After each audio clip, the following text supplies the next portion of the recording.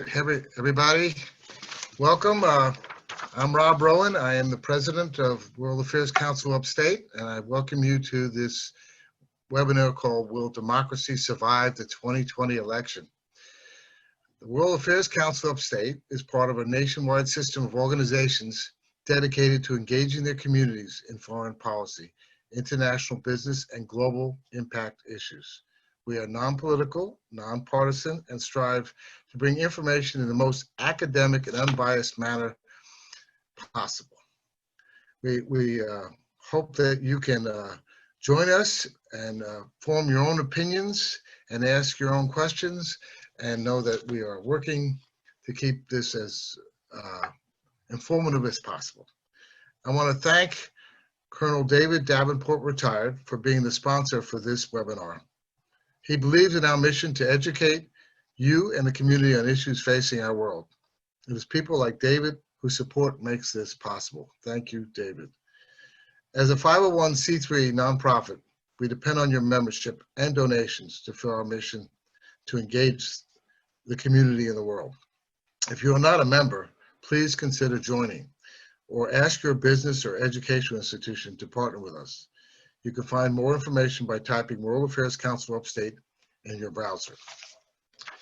Our upcoming webinars are Europe's Last Dictator, the Belarus protests, online October 29th. The timing of this is very interesting, and it should be a very informative one.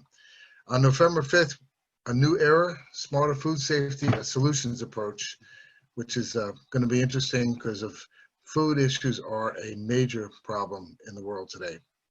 Put them on your calendar, invite your friends, please. Now, take this time to turn off your microphones and cameras. The chat button is there for you to ask your questions and make your comments. I want to introduce our moderator for today's program. It's Dr. Alex Akuli. He serves as the president of the Fulbright Association of South Carolina and is a senior consultant at Akuli & Associates, LLC. He received his PhD degree in higher adult and lifelong education from Michigan State University. His expertise is in international relations and global education management.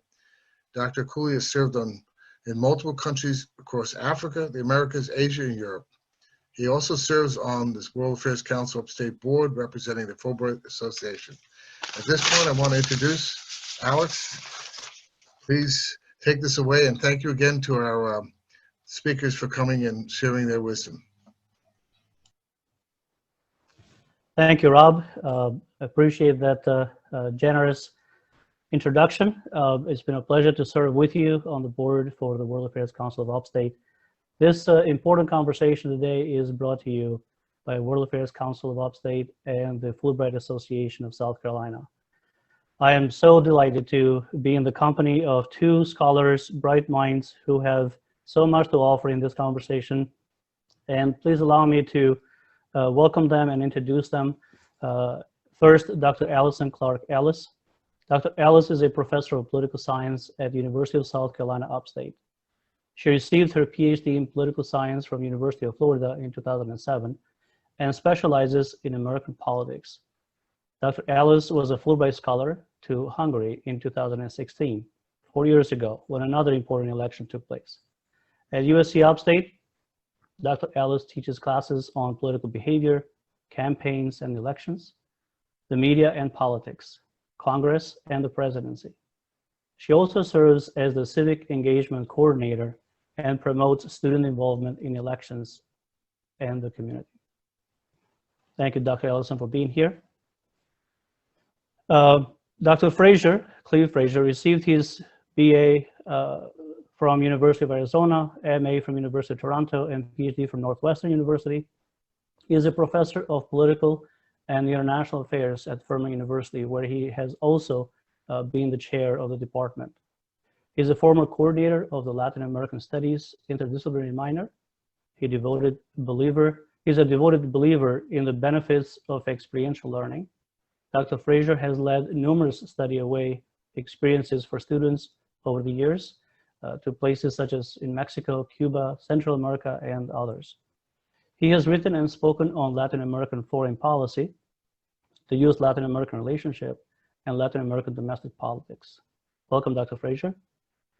Our objective today is to have a conversation on such an important topic as will democracy survive the 2020 election? So this question is a big question and has many components built into it. First and foremost, it assumes that there is a democracy. Some critics say that there may not be such.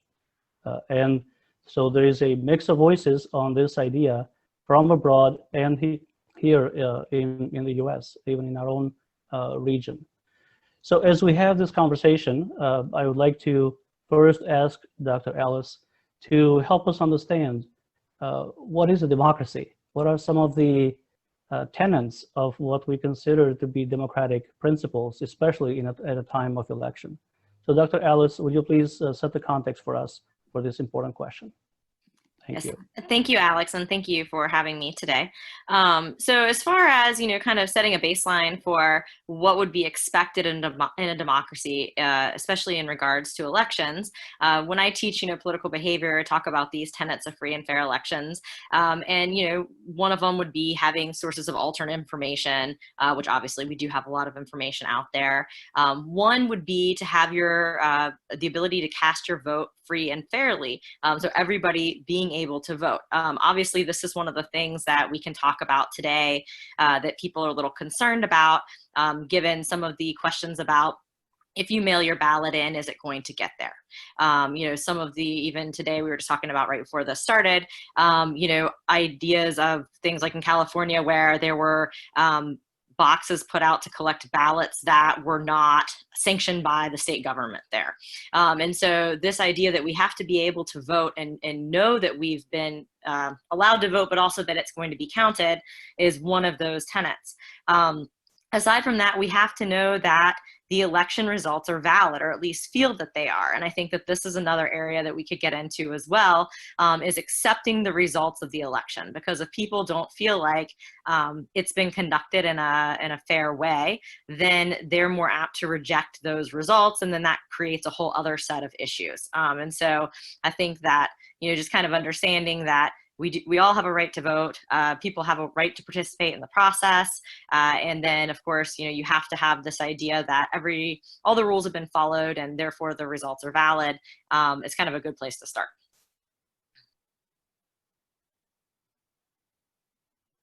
Thank you, Dr. Alice, for that comprehensive overview.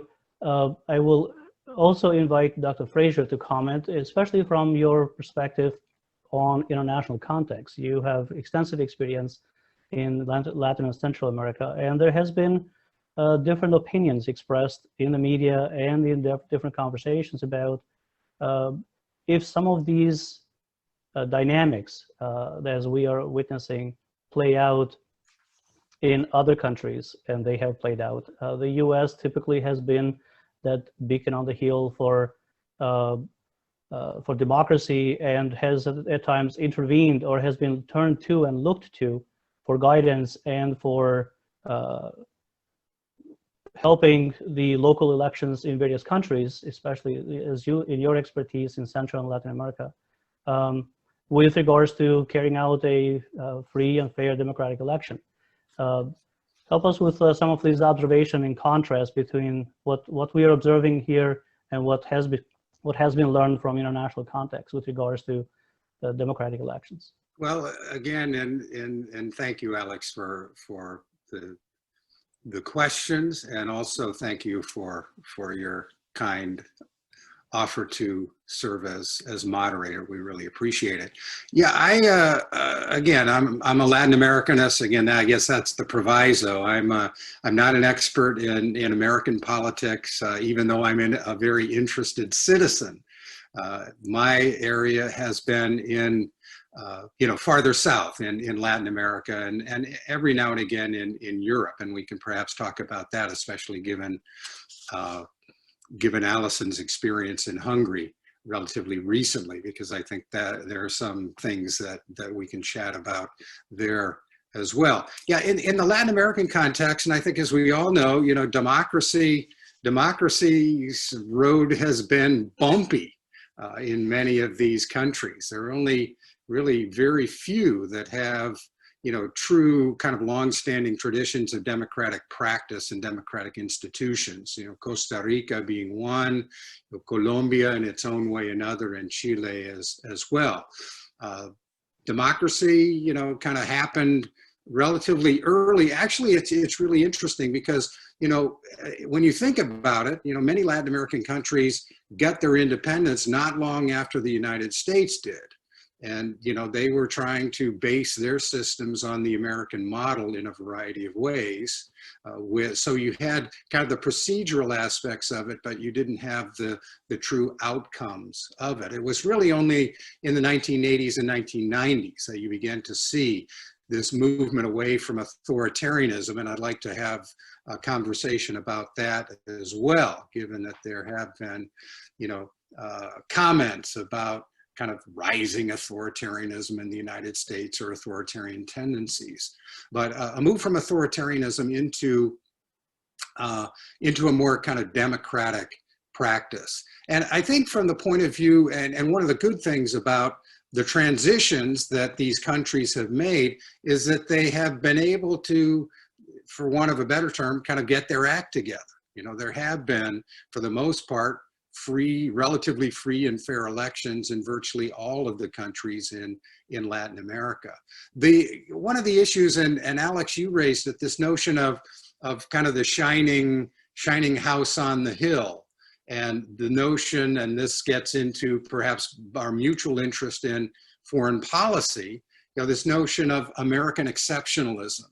Right? Whether or not the United States is truly an exceptional nation, that we have engaged in this unique experience to create institutions and processes which really differentiate us from all other countries in the world. And I think, what some in Latin America are asking, and in fact, some Latin American countries have tried to overcome, and we can chat about these, are things like this. I mean, is our mechanism for registering voters unique? Is our methodology for certifying, credentials for voters unique? Is our methodology for establishing kind of voting lists of eligible voters for each precinct in the United States unique? Is staffing polling places unique? Kind of the way we do it.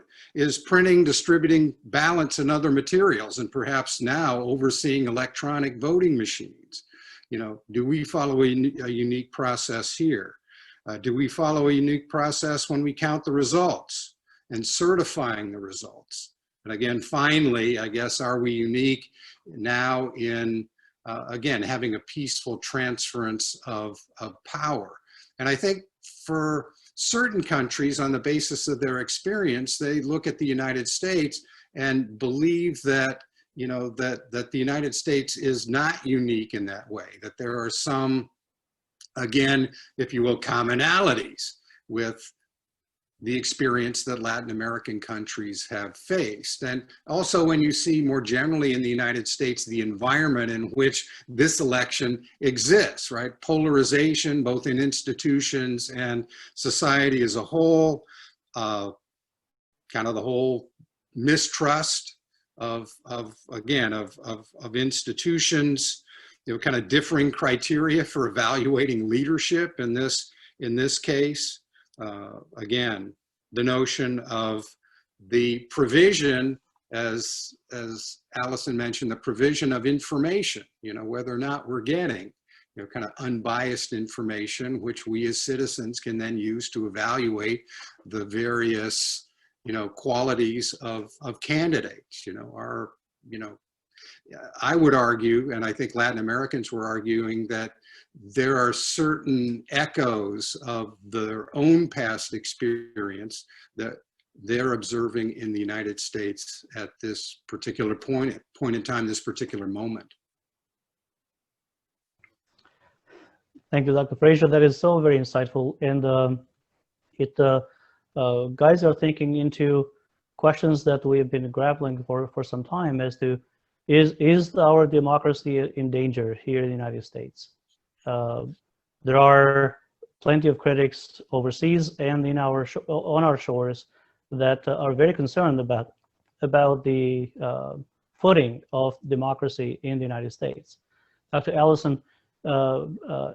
you study these institutions such as Congress and the presidency, campaign elections, and so on. Depending on which polls you read or which pieces of information you consider, the ratings from the public, the confidence level, the approval ratings of these institutions is perhaps at what could be considered at the lowest ever in the history of this country. I could be wrong, but again, depending on sources of information. So I wondered what insights you might share with us regarding the current status of the U.S. democracy, the decline in confidence of the public. Where does this come from? What does this tell us about the status of democracy in our country? And this would help us answer the bigger question that we started with today.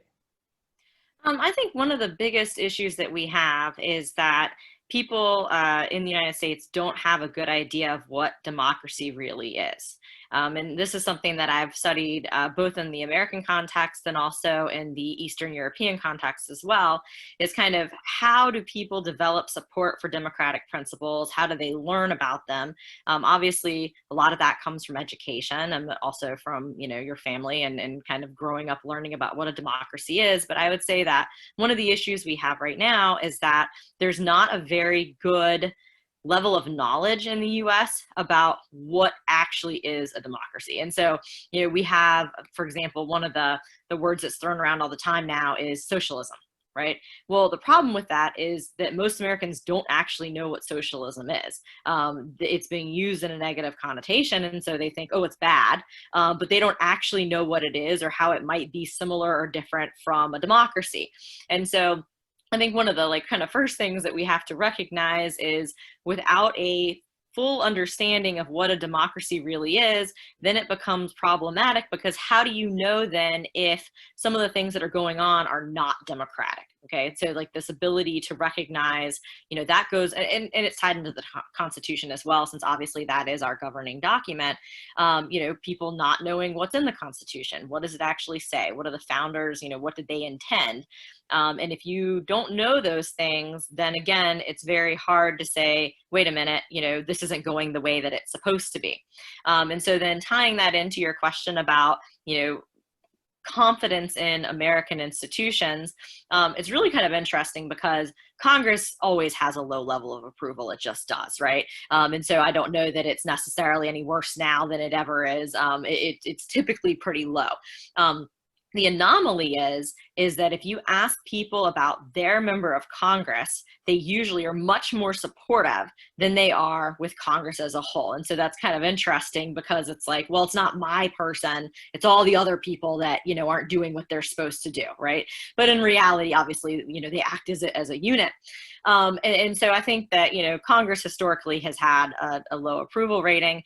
But again, part of that is because it is probably the most difficult institution to understand. I mean, I teach a whole semester course on Congress, and I still don't know if students fully grasp it or how it works, you know, after getting out of that course. I hope they do. And so you think about your average American who isn't taking a course on Congress, you know, it's kind of foreign to them as to how the whole thing works. And so then it makes it very difficult to evaluate. Obviously, with presidents, a lot of that approval just depends on, you know, who the president is at the particular time, what the outside, you know, environment or circumstances look like. This kind of question of, are Americans satisfied with the state of things, that has gotten, you know, it has diminished over time. But we're also in the middle of a pandemic. So, you know, you would imagine that people would not be particularly thrilled with the state of things right this second. And so anyways, I think public opinion polls certainly can tell us a lot about the mood, but we also need to take them with a grain of salt, because we're assuming that the person answering the question actually understands what they're being asked, when a lot of times that's not the case. And that might be true in other countries too. I mean, I look to, you've probably seen some of the press reports recently about the popularity ratings of Jair Bolsonaro in Brazil, and a COVID-19 denier. The Brazilians have, 5 million cases and, 150 or 160,000 deaths, they're the third, most infected country in the world. And yet Bolsonaro's public opinion polls have gone up recently. It's unbelievable. The same in Mexico too, where you have, in the case of the Mexican president, he's just kind of gone back and forth. Do we lock down? Do we not lock down? But seemingly, not favoring lockdown. And his public opinion poll ratings are going up as well. And I think this gets to Allison's point about people not knowing, right? Not knowing about, basically how their government works in many cases, and putting trust, in this case, putting trust in a strong kind of charismatic leader, and just basically saying, let's trust him, rather than necessarily let's trust other institutions within the societies. That is fascinating. I wanted to remind our audience that at any time, please use the chat box at the bottom of the screen to present a question.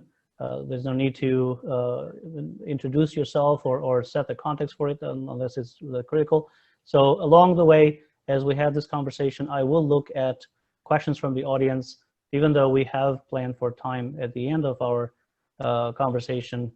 I would like to integrate as many of your questions throughout our conversation today as possible. So use the chat feature at the bottom of the screen to present a question for our panel to address. Allison, you have raised some really interesting comments, and Dr. Fraser, you have brought perspectives from abroad, and both of you have spent quite a bit of time abroad. And as World Affairs Council and as Fulbright organization, we are interested in international relations, and also in how our country, our democracy, our political organizations not only shape the future of our country, but also what role they play in other contexts as well.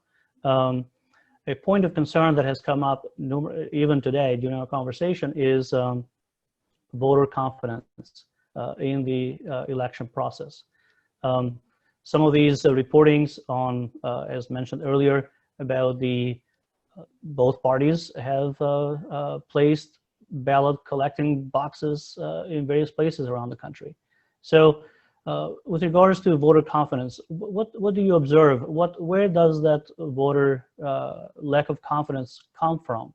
And how is it that, what can be done about it? Maybe you have some recommendations from your research, from your field experience as well, regarding voter confidence, because that is a very important factor in how we perceive and how we process and how we accept results from the election. Do you mean voter confidence in terms of the outcome, or just like in their own ability to participate? Well, both. Their own ability is one factor that contributes to it, but also in the outcome. Perception sometimes is reality, information, the way it is presented or perceived matters. So this concern that voters have about will my vote count?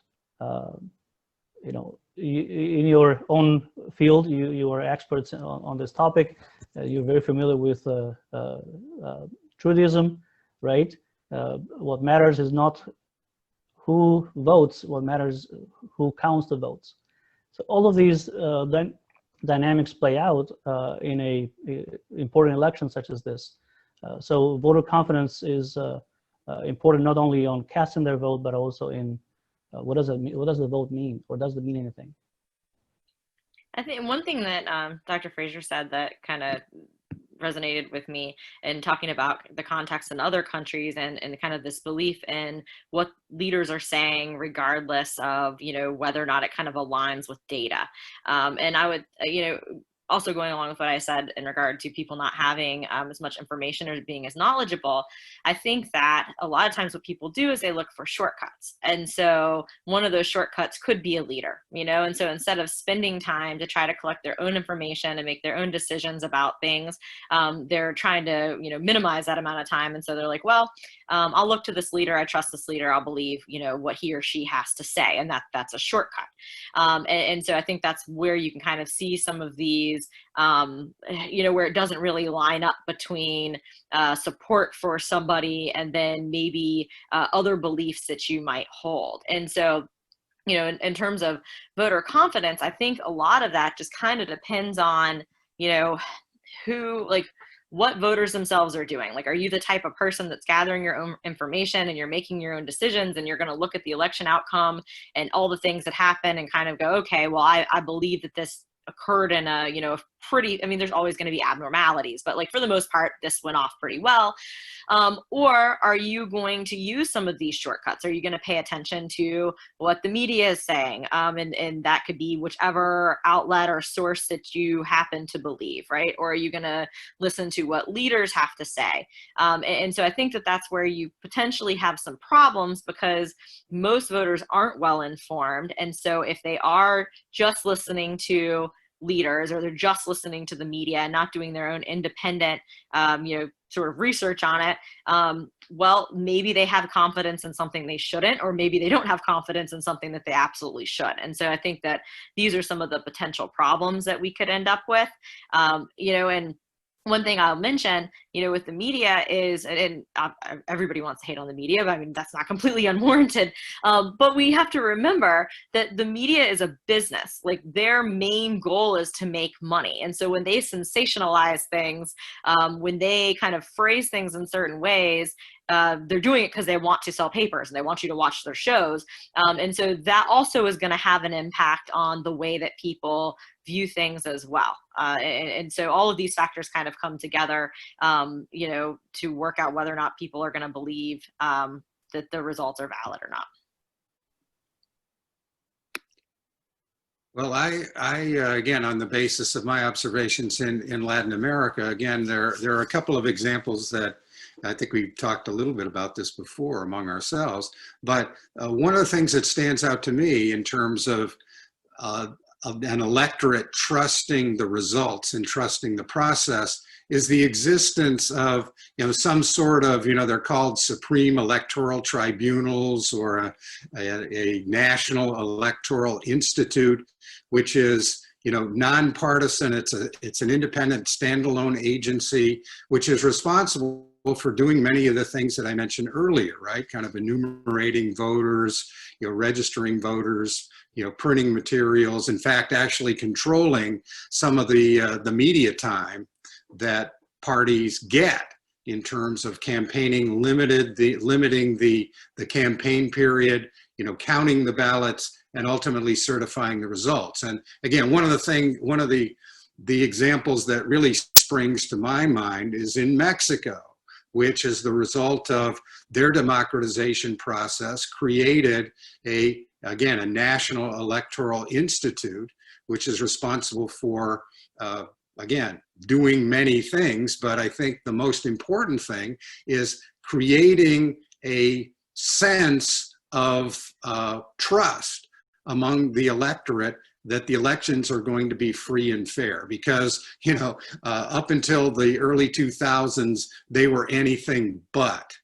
And so the Electoral Institute, I think, is a mechanism where individuals can feel that elections are free and fair. And the best example that I can conjure here is the 2006 Mexican presidential election, where you have, you know, the two candidates, in this case, Felipe Calderón, who is a member of the kind of a major party in Mexico, and also a guy by the name of Andrés Manuel López Obrador, one of, again, another important party in Mexico. And the election came down to 1/2. It's kind of like the 2000 election in the United States. It came down to 1/2 of 1 percentage point between the two candidates.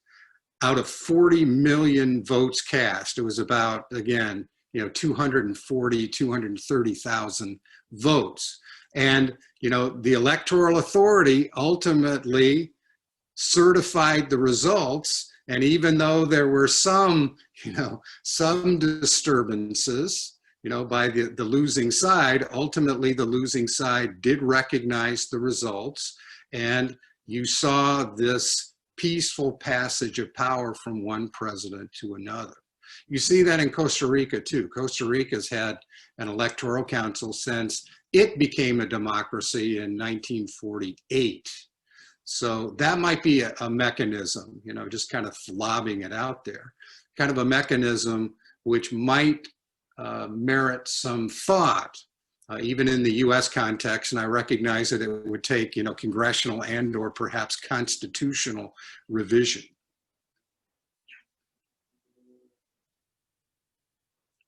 Allison, you mentioned that information that citizens are either lacking information or the information they have may be inaccurate and insufficient. One of our members of the audience today asks a question about, is it that there is a lack of information, or is it that the American citizens are too tired, like they don't care anymore? Is it apathy? One of the members of the audience asks that there is this exhaustion in amongst us about the experience with and the confidence with the electoral process. I think it can be both. And so, certainly I think a lot of people are, they don't feel like they know enough to make a good choice. I mean, I've had students come up to me before and go, I'm really confused. It's the first time I voted. I'm not really sure what to do or if I'm going to make the right choice. So I think that certainly some of it is information. But yeah, there's definitely people that maybe just don't care enough, or not even that they don't care enough, but it's not as pressing of an issue in their life. Like they're more concerned with everyday things, like how am I going to pay rent? How am I going to put food on the table? And so therefore, voting may not become the most important thing to them, and they just don't have time to find out, maybe information they need to know. You also could look at the complete opposite side of the scale where, people that maybe are super confident in their ability to choose when they actually really don't have information and maybe shouldn't be, making the choice that they are. So, it kind of goes across the board there. But yeah, certainly some people, some Americans, I think, are just not interested enough. I mean, look at our voter turnout rates. I mean, in a good presidential election year, we might get 60% of people that vote, right? And so that obviously indicates that on a whole, our country is not as interested politically, as some of the other countries.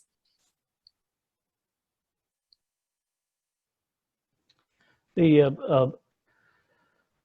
various media sources have written extensively in recent days, recent weeks, about the various activities that both parties are undergoing with regards to voter counting and legitimizing certain ballots and challenging other ballots, how the counting is done, and how the outcome is going to be vetted.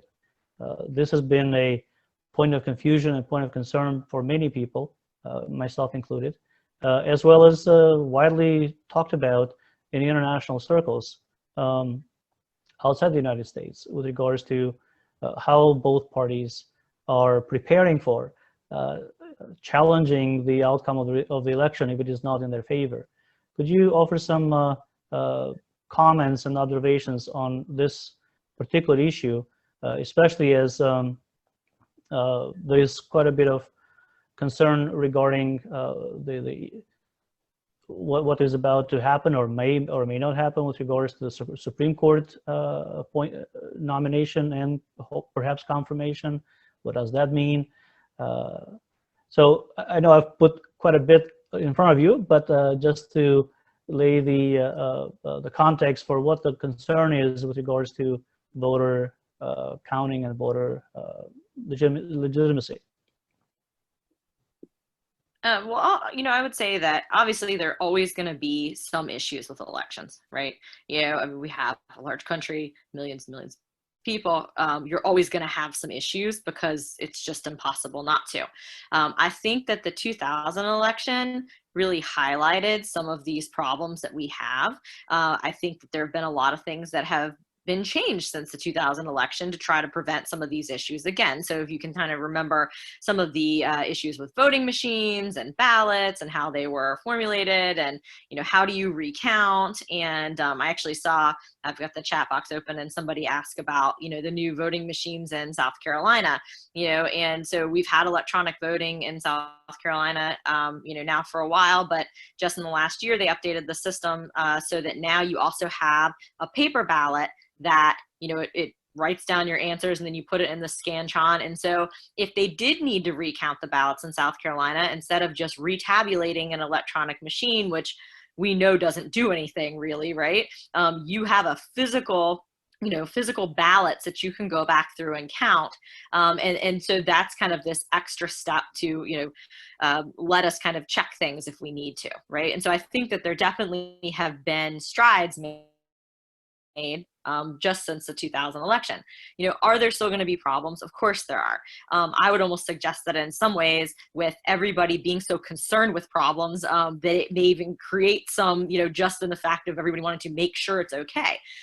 You've heard probably a lot about, poll watchers, people that want to go in and make sure that things are, going the way they're supposed to. But then there's already been, reports that these poll watchers, especially like in early voting states, are causing issues, that they're being distracting. I saw an article yesterday that talked about, what poll watchers can and can't do, and so I think that in wanting to create a valid, election results, that maybe some of the meddling could create its own other set of problems that wouldn't exist otherwise. In terms of, again, the 2000 election, and if you, have forgotten, or like a lot of times I'll show in my class, there's a movie called Recount. It's actually got Kevin Spacey in it, and some other actors, but it's based on this 2000 election and all these problems that happened afterwards. And I'll remind everybody that, after the election, about, definitely more than half, I think it was close to 60% of people said that they thought that, there were weird things that had happened in the election that had affected the results, but they still accepted the results and went on, right? And so that's kind of what we're looking for here, is that even if there are abnormalities, that people go, okay. I think one thing Dr. Fraser said that totally makes sense is, you have to have whoever the loser is accept what the results are. And so, in 2000, as Al Gore going, okay, you know what, this is what it is. It's gone to the Supreme Court. It's done. I lost. Let's move on. Had he not responded that way, maybe we wouldn't have had as peaceful of a transition as we did. And so that's certainly something to keep in mind. Well, Dr. Ellis, can I ask you a question? Sure. What about the Supreme Court and its role in the election process? We saw it, play a role in the 2000 election. It may play a role in this upcoming election. Do you see that this is a proper kind of function for the Supreme Court?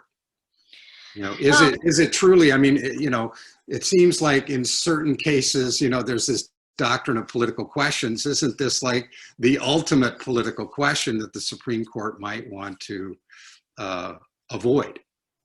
I think part of it depends on, what it is that they're deciding. Certainly in the case of 2000, I've always found this kind of ironic, that, Republicans typically are the party of state rights. But in the 2000 election, they would not allow the state of Florida to go by their own structures they had in place or listen to the Florida State Supreme Court, which was trying to handle it on their own, right? And then appeal to the Supreme Court. And I've always found that ironic, because you would think that would be exactly the opposite of what the Republican Party stands for, right? As they want state rights, not, you know, as strong as national rights. So I think part of it kind of depends on what would the question be that would go to the Supreme Court, right? A lot of times the Supreme Court wants to stay out of overly political things. I think, you know, if it's a question that's under their purview, then obviously they're going to have to address it. I know that Amy Barrett has already been asked, you know, if she would recuse herself from anything to do with this election, which she has not said that she would. You know, but that's already a thought is, well, what happens if these results go to the Supreme Court and you've got a new, you know, newly placed Supreme Court justice there that was put by one of the people that's involved with the election. But I mean, in that sense, there's already two other people that are there too, right? And so hopefully, the election won't come to that. I think it, you know, when it gets that messy, I don't know that it's necessarily good, you know, for our democracy, as opposed to just a straightforward, okay, this is how it's happened and this is it, right? Given this year and everything else, so I mean, it wouldn't surprise me in the slightest bit if that's where it ends up, you know. So the issue of poll watchers has come up, and you have referenced that as well. And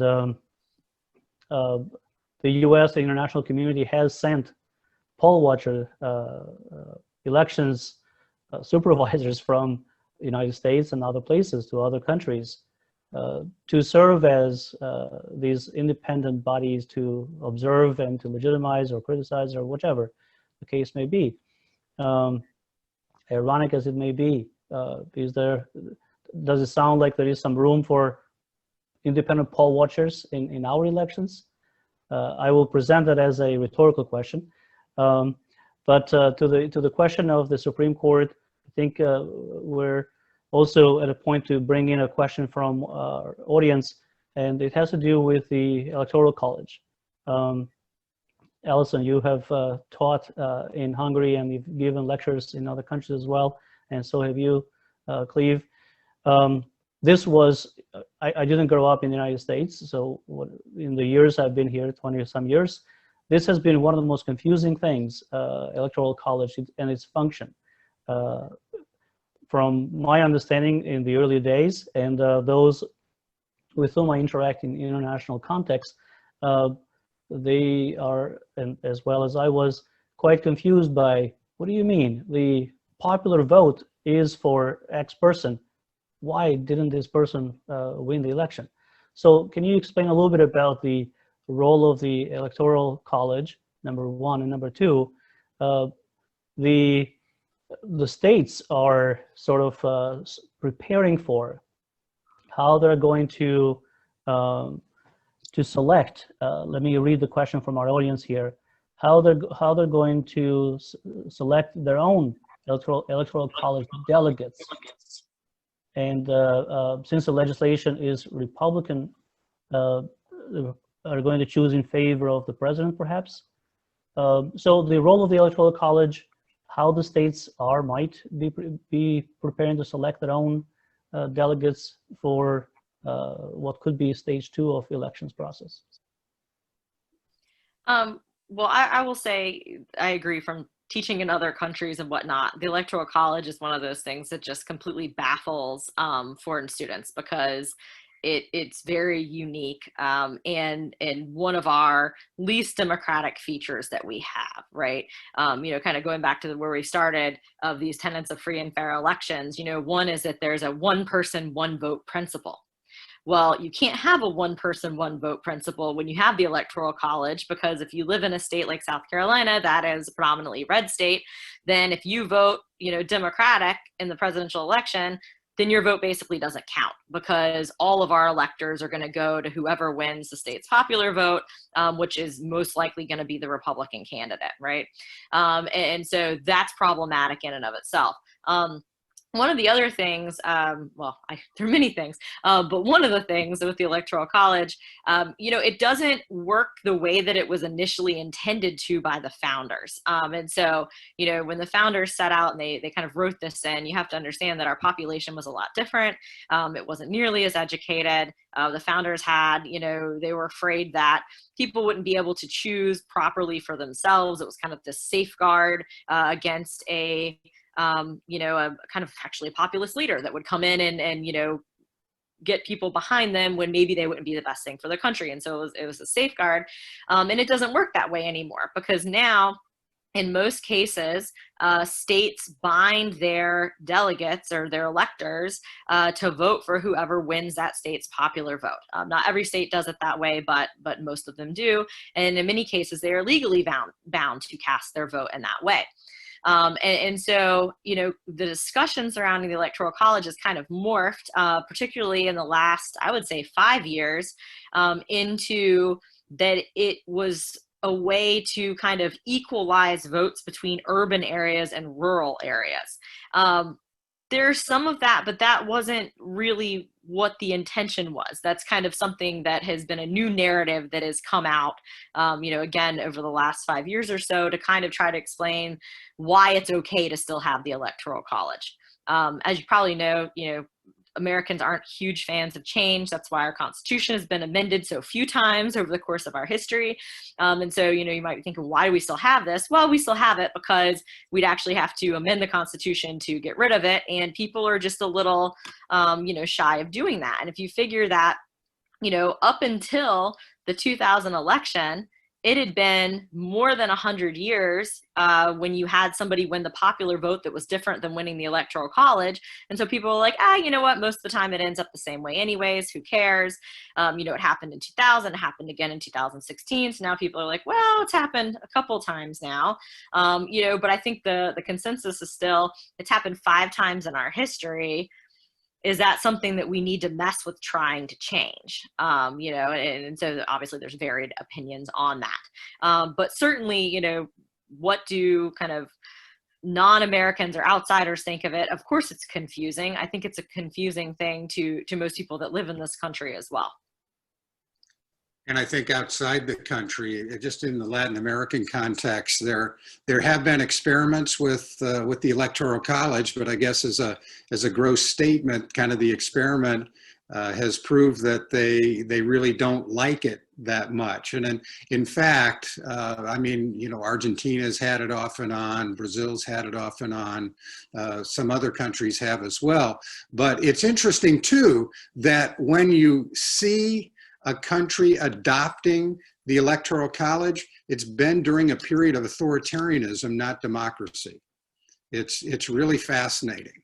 And, in the Brazilian case, they used it and the Brazilian transformation from an authoritarian system to a democratic one took a long time. And that was one of the, if you will, incremental processes that they used, right? We're going to create an Electoral College. We're going to see if the people will, kind of go with it to elect at that time, kind of the president that we want, and then we can move forward. And then ultimately, when the Constitution was revised, the Electoral College went away. So I think, from the point of view of many countries in the region, they've tried it. It's a region of experimentation politically, and they generally have found it lacking in many ways. So you don't see it that much. In fact, not virtually at all in the region now. So from your perspective, do we still need the Electoral College going forward? What purpose does it serve? I mean, I'm not a fan of the Electoral College, just full disclosure, but mainly because I believe in democracy, and I think that, it should be one person, one vote. So if a candidate gets more votes than another candidate, then that candidate should win. And I'm not saying, one of the things that's very frustrating to me is that the issue of the Electoral College has become a partisan one. And I don't think that it should be, right? And so I don't, people kind of change their opinions on it based on if it works out well for their party or not. I think on a whole, I just, again, believe that you should have this one person, one vote. And obviously the Electoral College does not allow for that all the time. Yeah, I definitely would agree. Definitely. A member in our audience is asking about the messages that both candidates have been sending, some stronger messages than others, with regards to the legitimacy of the ballots, both especially mail-in ballots, the materials itself, the ballot itself, as well as the means by which it is being distributed and collected and validated. What are your observations regarding these messages from our candidates? As far as if we should, as far as like the legitimacy of the ballots, a lot of this perhaps has to do with speculations or perhaps some valid concerns regarding ballots being brought in from foreign intrusions into our election process, trying to undermine the integrity of our elections.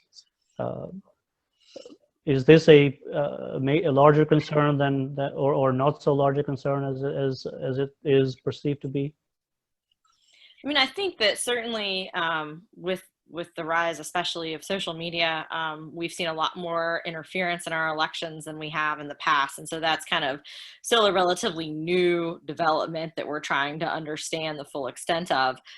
In regards to ballots, usually you have, I guess it varies by state, but either it's going to be the state that's in charge of the ballots, or each county, or, each supervisor of election. It kind of depends, again, varying on where you are. I go back to what I said earlier.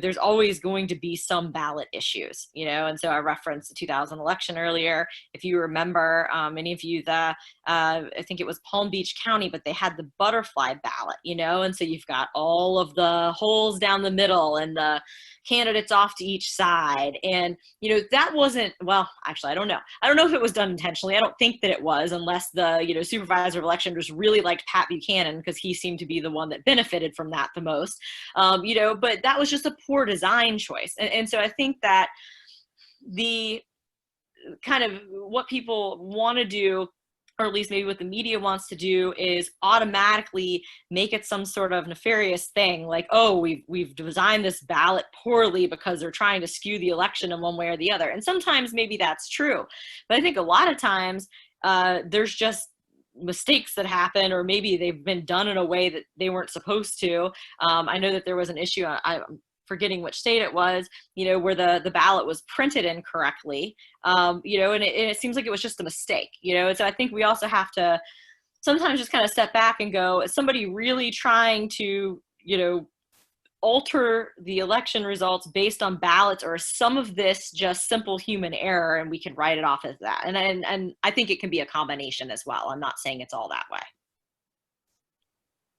Yeah, I think that's true, but doesn't it, I mean, again, doesn't it serve, whether or not it's, kind of unintentional or not, doesn't it still serve to create doubt about the system? And I absolutely agree with Dr. Ellis too, with respect to kind of the media.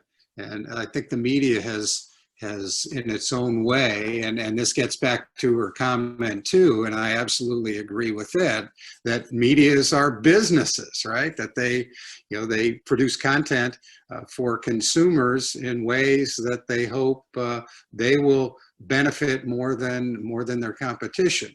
And I think that's part of it too, is kind of, we get what we want, right?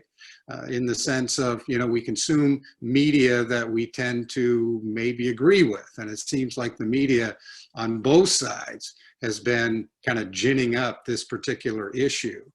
And again, I think it's a real one. It's one for concern, but I think that it also has been kind of magnified to the nth degree by what kind of media and social media. It's not just you know, kind of CNN or Fox or whoever. You know, it's also social media as well. And it might get back to you know, how much of this is due to external forces, right? External interference. That might be another kind of piece of the puzzle as well.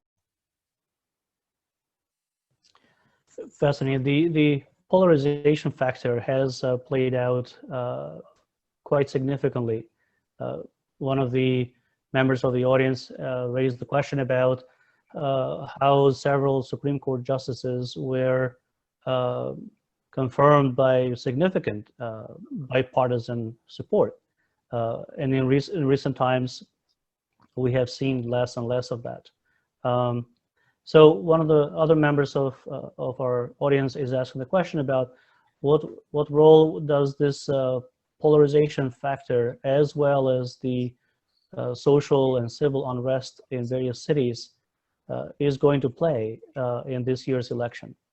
The various demonstrations, the calling on,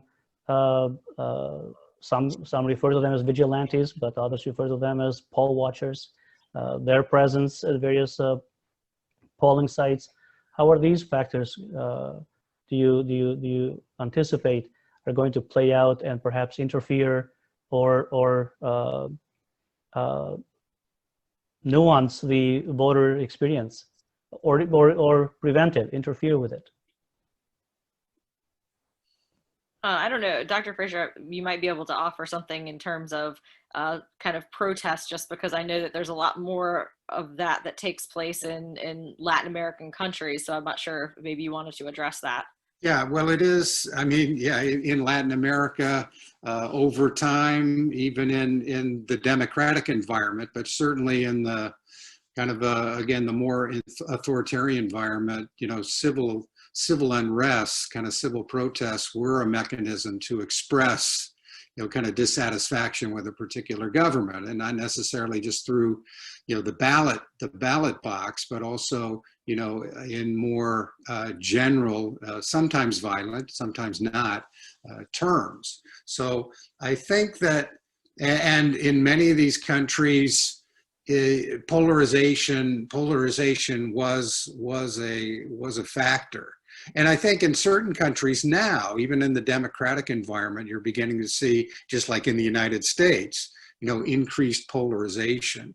And I think part of it, don't you all think that part of it is, you know, it's primarily about, it's kind of like back in the day with James Carville, right? It's the economy, stupid, that, you know, people are concerned about, as Dr. Ellis mentioned, right, kind of keeping a roof over their heads and food on the table, and, you know, kind of educating their kids. And, you know, in many cases, they're feeling that they're not being able to do that. And that, I think, creates a certain amount of resentment. And also this resentment leads to a search for certain solutions. And I think, you know, both parties seemingly now are offering solutions that are appealing to a particular, you know, particular segments of society. Also, you know, with the Black Lives Matter movement, you know, I wonder if the Black Lives Matter movement is more a function or an expression of a diminished kind of polarization, because many of the demonstrations you saw were broadly supported, right? It just wasn't African Americans, but it was Latinos, it was, you know, kind of whites and others, you know, kind of taking up the cause. Now, I understand about, you know, kind of the other side of things with the white, you know, kind of white power and, you know, kind of the white militia groups, which is I think an expression of another form of kind of the way the society is. But,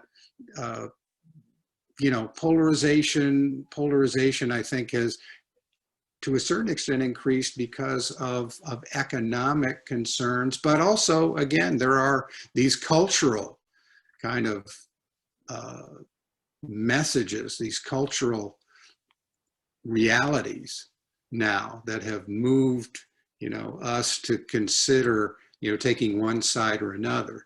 And this is one thing that I am concerned about, because the society itself, right? The institutions, kind of the way the society is supposed to work in a democracy is through bargaining and compromise, and through the peaceful resolution of disputes.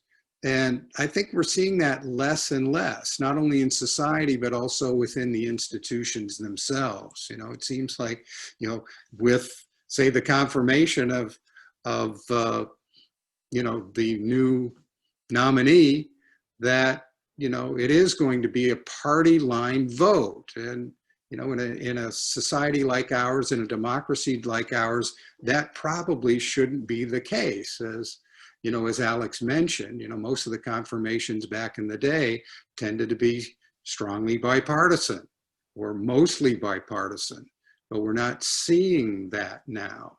And I think that is a danger for our system, and it concerns me. Yeah, I agree. And I think that this issue of polarization has not just happened at, within institutions such as Congress, but it's happening in the electorate as well. And so, part of it kind of goes back to what I said about people wanting to create these shortcuts. And so they're like, oh, well, I'm a Republican, so therefore I vote for the Republican, or I'm a Democrat and therefore I vote for the Democrat, without necessarily being able to tell you why. But I think even more so now, just kind of in talking to people, people, even if they can recognize that maybe some of what their party stands for doesn't agree with, they don't agree with it, they still feel this sense of loyalty to the party. And I do think that that's problematic, because if we lose this ability to think for ourselves and to really kind of assess things and go, okay, well, that's okay, or that's not okay. And I feel like people are losing that ability. And so I always like to use sports analogies with politics, because I feel like they work nicely, but if it's your team, then you're going to support your team regardless. And so I'm originally from Florida. And so unfortunately, or fortunately, however you look at it, I grew up as a Tampa Bay Bucks fan, and they're usually not very good. But they recently acquired Tom Brady. And of course, he had the whole scandal, with Deflategate or whatever. And so I was teasing my mom, and I was like, oh, but he's our cheater now, so it's okay, right? And it was a joke, but I think it very much speaks to this idea of political parties. And like, if you're so tied into your party, then it almost gives you this kind of ability to overlook some things that maybe you disagree with, because it becomes more of a, I want to win because that's my team, as opposed to really being able to impartially look at information. And so I think that that's part of what we're seeing right now too, both, at the institutional level, like Congress, where now there's this, party unity that we've never seen before, or rarely seen, I guess not recently. And then of course in the electorate as well. And I like Rob that commented there, because I'm also a Lightning, Rays, and Bucks fan. So thank you. That's right. We started this conversation with a big question of, will democracy survive the 2020 election? And one of the members of the audience raised the question about the interference from foreign actors, whether it be that Russia or other players, but Russia was mentioned in the question. And Alice, you comments you offered earlier talked about the importance of having free and fair elections. As fragmentation, as one of the other members of the audience pointed out, in our social media, and how the information is being served to the consumers, to the public, the interference, to whatever extent that is, from foreign entities, is a point of concern. From your observations, from your analysis of what you read and what you observe, what do you make of the impact of the foreign actors, be it Russia, Iran, or China, or any other entity, that may have in our perceptions and the information that we receive and how we act on it what are your observations with regards to the foreign actors and the impact it may have on our free and fair elections? I mean, obviously, I don't think that international interference is a good thing in elections at all. I do think, though, that just by how social media works, the algorithm of you're being fed things that you would automatically or maybe be more inclined to believe anyways, right? And so it's not just kind of by accident that you're being shown certain stories or certain headlines, and or even maybe certain friends and posts that they make. And so it kind of goes back to what I alluded to earlier, where everybody has their sources that they believe. And we seek out sources that typically reinforce the beliefs we already hold. And so, it's not that foreign actors can come in and all of a sudden make us think new things that we didn't already think. You were already inclined to think that anyways, right? So it's like, for me, if I see the same headline posted enough times by friends on Facebook, I don't think, oh, that must be true. Instead, my automatic thought is, what's actually behind this and who is planting this particular idea, because it's too circumstantial that all these people that I know feel the same way politically have posted this same exact thing. But that's because I study this stuff, right? I think the average person is more like to go, oh, I've just seen that a bunch of times, that must be true, without actually looking into it. So I don't think that, these foreign influences can make people feel a certain way if they weren't already kind of leaning in that direction anyways. But certainly, it ties right back into polarization, and people wanting to believe the things that they do without trying to verify that information in some way. Doesn't this get back to the whole notion of assumption about a kind of an informed, kind of educated electorate? Right, one that is capable of kind of sifting through the information that they have and making, kind of rational, if you will, decisions about, who to support. Because I think in many cases that we need to do better in this regard, right? That people do need to be able to, again, recognize, as Dr. Ellis mentioned, if you have a tweet and a retweet, 25 times, and you begin to say, oh, I think that's correct, that maybe they need to begin to think about, well, maybe, what's behind that? And I guess perhaps even more importantly, who's behind that little bit of information. I think, and this gets back to Dr. Ellis's point too. Yeah, we are cognitive misers, right? We are going to take shortcuts to make decisions. And I think social media has even, kind of accelerated and enhanced this particular, kind of psychological characteristic of human beings, especially human beings as political actors.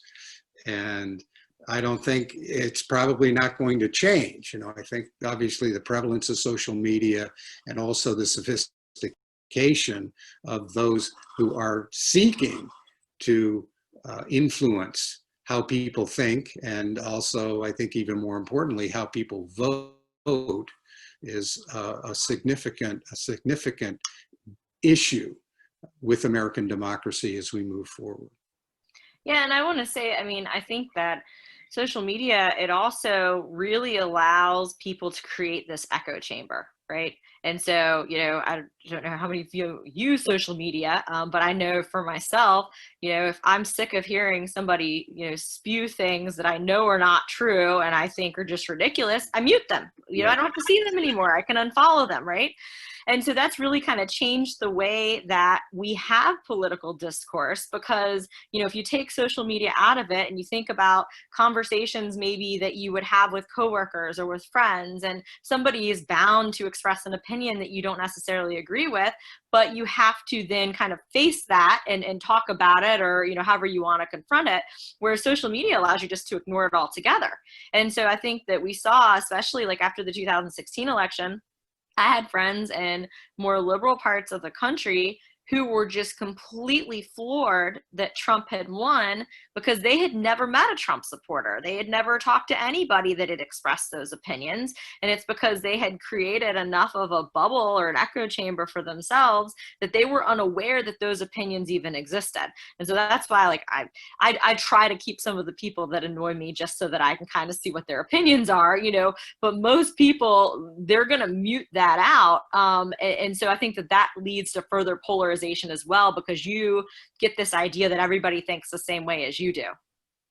What about this notion of I guess I would call it a kind of echo chamber in reverse, because we are seeing, yeah, I think both presidential candidates, but certainly this president, kind of use the media, particular sources of the media, to communicate a particular opinion, which then again echoes in this chamber for his particular base. And I think you could probably say the same thing for the Democrats, right? You see them on CNBC or, you know, more liberal kind of outlets to try to, again, you know, create echoes in the chamber, which will resonate with their support base too. I think it's really interesting how that has worked, kind of the use, and also, you know, obviously the use of social media too, as a way to get the message out and as a way to, again, try to make the echo chamber a bit more secure.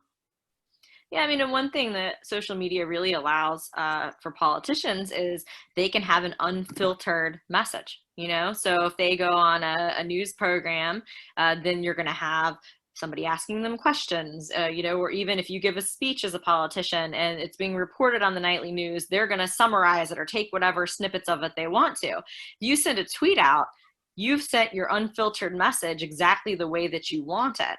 And so social media has allowed politicians to have this ability that they didn't have before, of, you know, not having to go through some sort of an intermediary.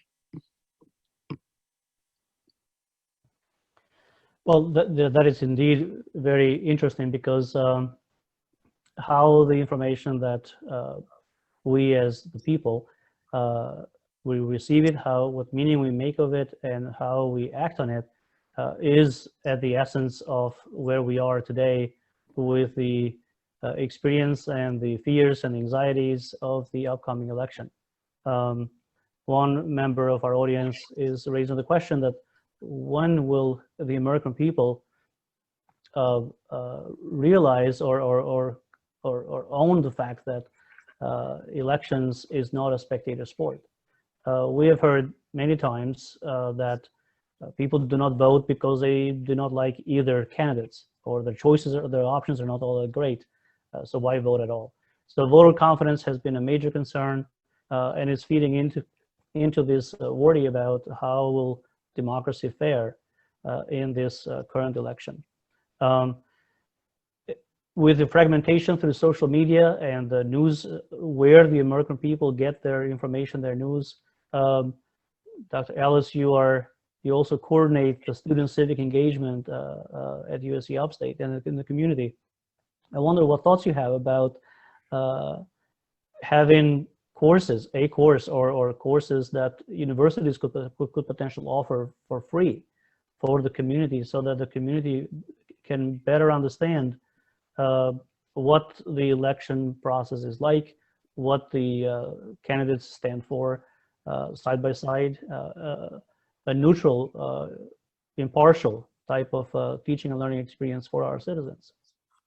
I mean, I think it's very important. I mean, ultimately, I think people need to participate in the process. If you're not participating, you know, as you mentioned, our candidates are often lacking. You know, one of the questions I got a lot when I was in Hungary during the 2016 election, you know, is of course Trump and Hillary Clinton, and people are like, really? You've got, you know, more than 300 million people and this is what you've come up with, you know?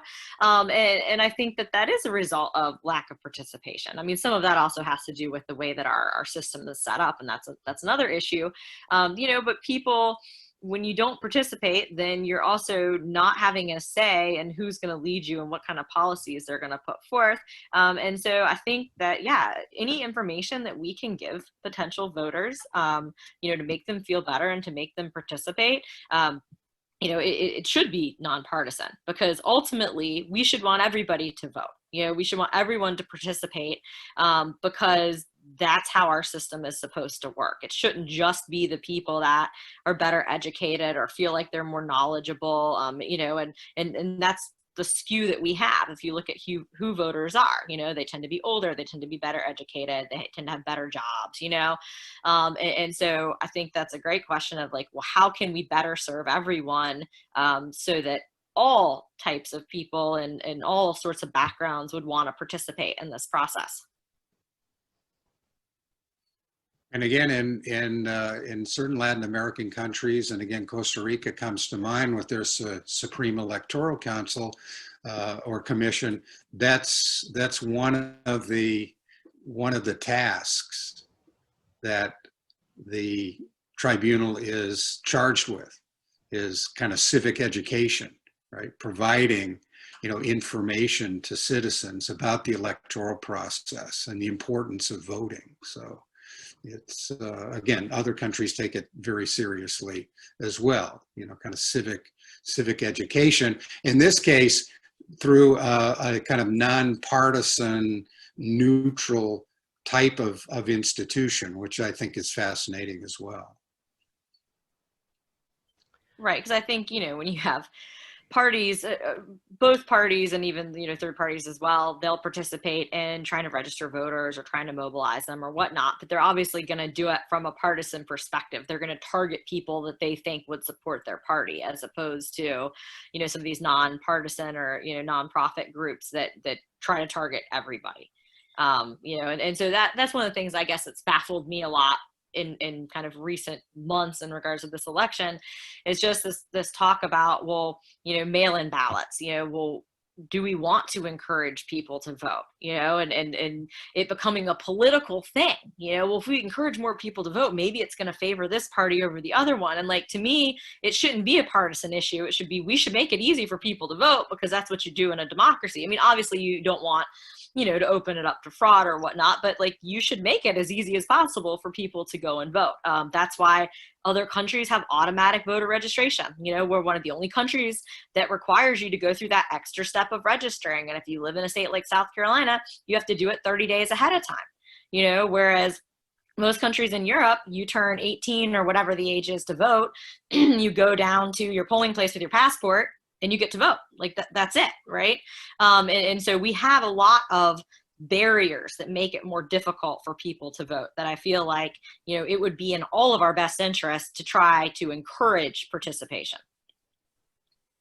What about, and this gets into suggestions about how to change things. I think there was one in the, and Alex, you'll reference this, kind of one suggestion about having election day on Veterans Day, which is kind of interesting. But what about kind of issues like compulsory voting, or having a holiday on Election Day, or voting on a weekend?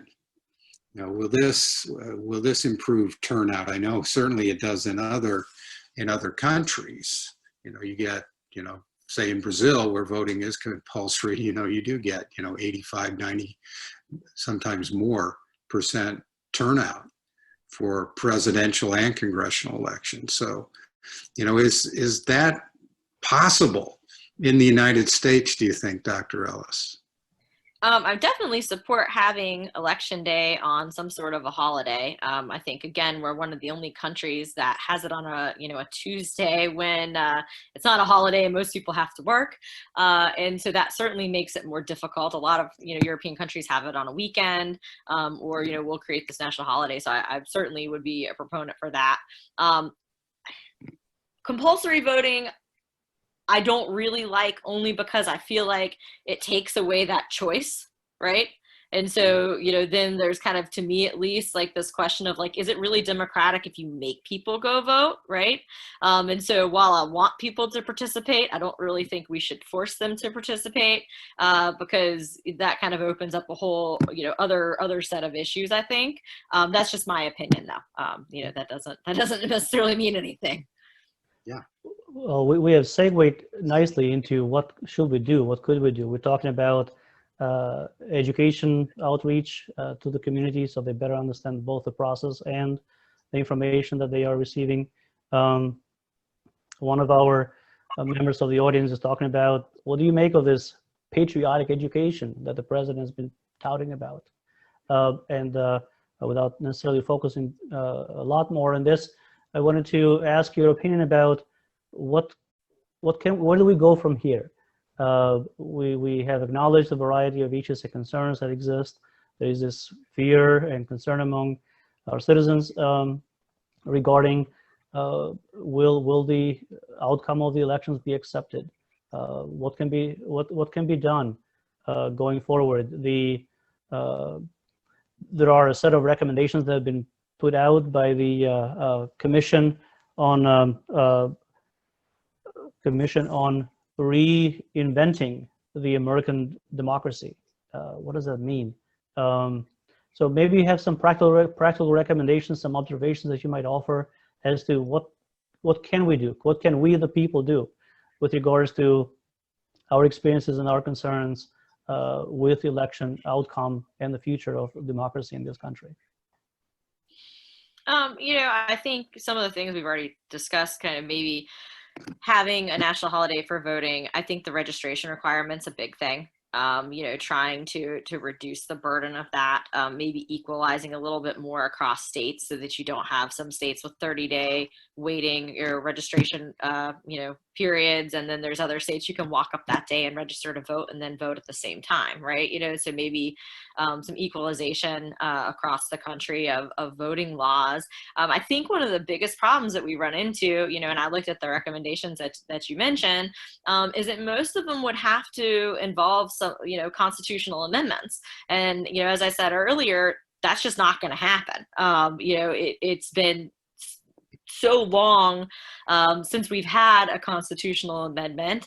They're proposed all the time. I mean, like every single Congress, somebody proposes banning flag burning, you know, and you know, other things as well, but that one always gets proposed. And especially with the polarization that we have in this country right now, I don't see a situation where we get 2/3 the vote of Congress to agree on something and then 3/4 of the states to also agree on it, right? And so I think that any kind of changes that we would want to enact would need to be ones that could be done without amending the Constitution. And I do think that some of those things are possible and that we've mentioned, but to completely overhaul our system, I don't foresee that happening, just, you know, because of the difficulty of it and also because of this resistance that Americans have to widespread change like that. Yeah, I definitely agree in terms of the difficulty in you know, changing things, because the Constitution would have to be amended, or you have, again, legislation that would have to be passed. But I do think, and this gets back to kind of the conversation about civic education. You know, there are recommendations in the report regarding, you know, doing more things like Dr. Ellis is doing. You know, again, civic outreach and perhaps even the creation of some sort of, you know, endowment for this type of activity or organization, which would be involved in trying to promote, you know, greater knowledge of and, you know, trust and the whole notion of being, well, trust and being willing to participate in the process and want to participate in the process. I think that, you know, this would be very important too. Yeah, and I'll say too, I mean, students, often college students, often get a bad rap because if you look at the demographics of people that participate, younger people don't typically participate as much as older people. And so, like one of the things that I've been trying to do this semester on campus at USC Upstate is just inform students, so I got some student organizations to make a little video, different parts of it where, they talked about, here are the different ways you can vote. Here are the pros and cons of each way, whether you do it in mail or you do in-person early absentee voting or on election day. And here are the things you should think about, and just providing information, and obviously this has been focused on college students, but I think the same thing could work in communities, like here's some information to make this a little bit easier because our system is complex. I mean, that's why I teach American government, a whole semester trying to figure out how our government works. And that's still not enough time, right? And so finding ways that we can kind of simplify information and give it to people and again, a nonpartisan way. Like these are just, here's your options, take them or leave them. I think that could go a long way. Well, those are excellent points. And I wanted to mention for our audience that the recommendations that we are referencing here are put together by Commission on the Practice of Democratic Citizenship from the American Academy of Arts and Sciences. This is a comprehensive project that was undertaken a couple of years ago. It was recently published this last June. So look it up, and it's a very well put together document with 6 main recommendations, and I will quickly reference them. Number 1, achieve equality of voice and representation. Representation has been a major concern and voice for members of our public, especially with regards to how redistricting strategies have been undertaken to basically elected officials to choose their own voters rather than voters choosing them. To empower voters is another strategy recommended, and the report goes into great lengths as to how this can be achieved. Strategy number 3, ensure the responsiveness of political institutions. Currently, one of the bigger concerns that we have in this current election is, will either candidates accept the outcome of the elections? How will the division of power play out between Congress and the Supreme Court and so on? Number 4, dramatically expand civic bridging capacity. And 5, civic information of architecture that supports common purpose. And 6, inspire a culture of commitment to American constitutional democracy and one another. One of the concerns that has been coming up over time is what unites us? What do we have in common as American people? So this has been very, very insightful. I want to thank Dr. Ellis and Dr. Fraser for your perspectives and your observations, both from your own scholarly work, but also in the field, as you have taught students here in the US and also engaged in other countries where you bring perspectives from a comparative nuance. So I want to thank you for that. We have not addressed every single question from our audience, so I apologize that we fell short on time about that. But I want to thank all of you for participating today.